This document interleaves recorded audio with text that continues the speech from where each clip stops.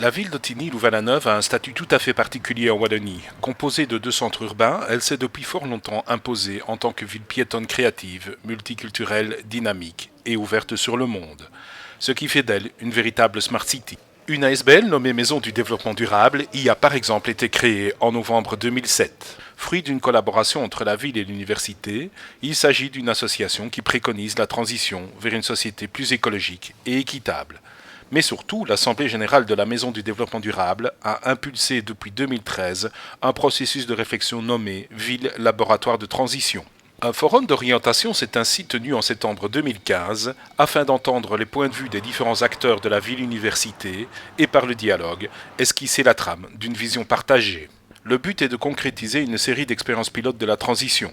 Il s'agira ainsi de mettre en œuvre des actions concrètes impliquant activement la citoyenneté. Des actions concrètes en faveur du développement durable, ce n'est pas ce qui manque à Ottignies-Louvain-la-Neuve.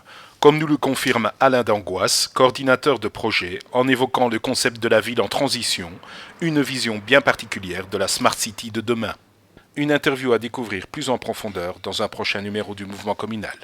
La Maison Développement Durable a été créée il y a bientôt 10 ans. C'est une des associations qui ont été créées par la ville et l'université pour dynamiser l'espace commun, la relation aux citoyens. La mission, c'est de sensibiliser, d'informer par rapport aux différents défis du développement durable. Je pense que c'est une préoccupation dans cette ville depuis sa fondation. Et d'emblée, cette ville a été créée avec une vision piétonne. Et quelque part, ça donne des avantages dès maintenant pour une ville qui soit sobre en énergie. Et je crois que cette ville a cette qualité de pouvoir rassembler, peut-être fédérer, mais certainement mobiliser.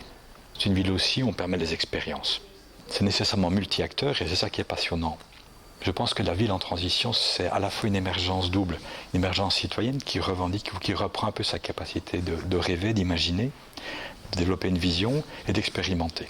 Et éventuellement de résister lorsqu'on lui propose des choses qui sont nuisibles au bien-être. C'est une ville dans laquelle la nature a repris sa place.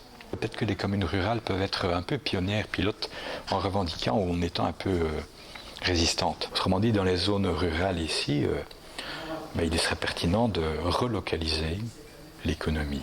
Donc revenons au slow city, slow food, slow education, slow mobility. Et le slow est quand même la bonne manière probablement d'être la plus ajustée avec la capacité humaine, avec le biorhythme. Comment travailler en circuit court, comment travailler en relocalisant l'économie, comment travailler en simplifiant ses besoins, ça c'est le citoyen qui a nécessairement la clé de la réponse. Le citoyen va prendre conscience et confiance qu'il peut être acteur de changement.